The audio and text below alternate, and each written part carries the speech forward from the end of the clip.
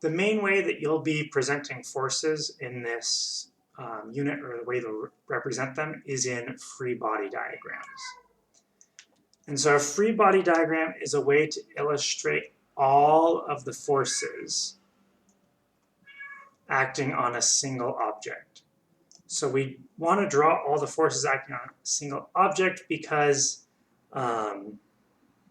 it's useful for solving some problems here. So to draw a free body diagram, you first draw a dot to represent the object. So it's not a square, it's not a circle, it's not a box, it's not, a sketch of the object. It's always just a solid filled in dot for a free body diagram. Second, we're going to illustrate all forces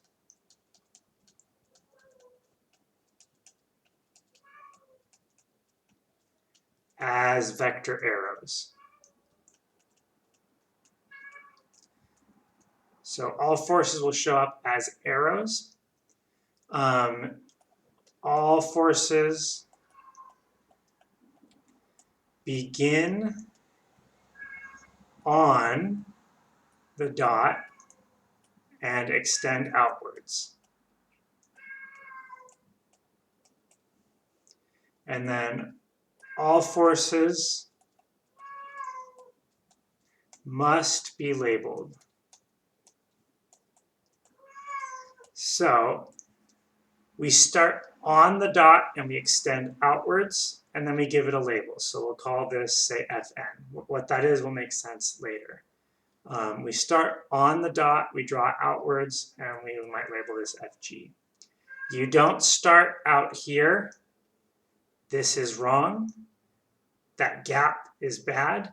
You also don't draw into the dot. That's bad. So it always starts on the dot and extends outwards.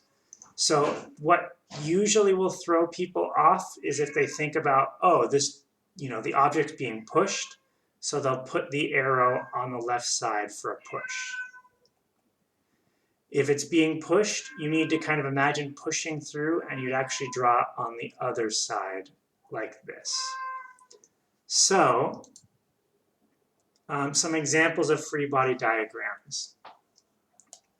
So we'll go back to the example and we'll say 3 dogs playing tug of war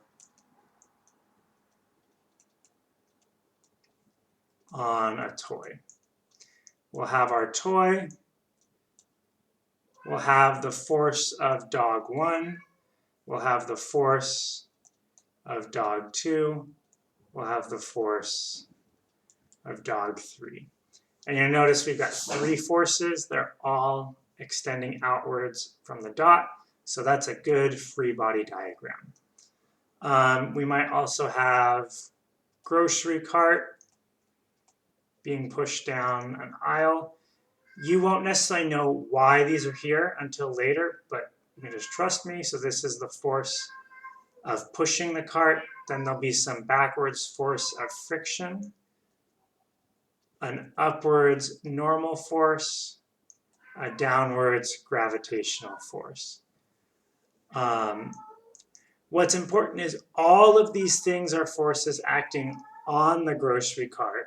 They're not forces the grocery cart is exerting on something else.